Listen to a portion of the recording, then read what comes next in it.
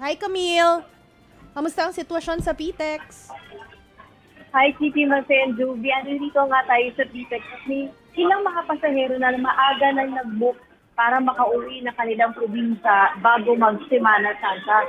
Sa ngayon, marami pang ticket na mabibili pero dito sa PTEX, mas easy pa rin daw na advance na bumili ng ticket para garantisado na maganda yung upuan na makukuha. Kasi normally, no, Chippy, pag ganyan talaga sa Holy Week, usually Wednesday, bumabiyahe yung mas maraming pasahero dahil doon lang sila pinapayagan na makapag-leave. Pero may ilan tayo mga nakausap dito na as early as today na Friday, nakapag-leave na sila at uuwi na nga sila ng kanilang probinsya. Inaantay na lang nila yung kanilang bus.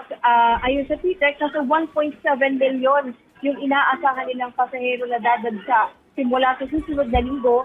Mas mataas yan sa 1.5 million na naitala noong nakaraang taon. So ngayon, libo-libong bus ang bumabiyahe araw-araw at sapat pa naman daw ito sa dami ng mga pasahero. Wala pa namang biyahe ang naubusan ng ticket. Tiniyak din ng PNP ang seguridad ng mga biyahero dito sa terminal. Magde-deploy sila ng mahigit 70 polis at 5 CNA units simula Lunes.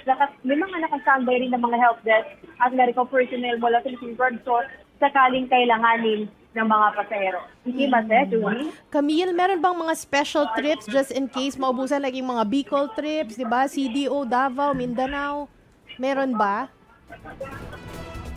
Normally, by next week natin malalaman yan, no? Kaya ngayon nga, sinasabi nung pamunuan ng PTEX, ngayon pa lang, kung inaasahan yan, uuwi na kayo talaga sa inyong probinsya, mas maigi talaga na bumili na nga or mag-book na ng ticket.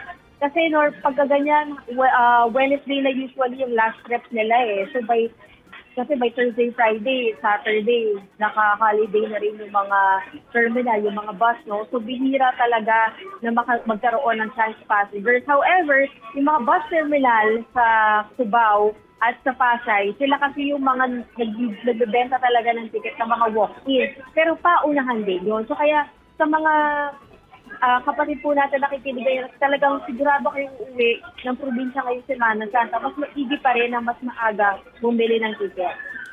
Okay. Maraming salamat. Take care. Sa Camille Samonte. Thank Nasa you. PTEX.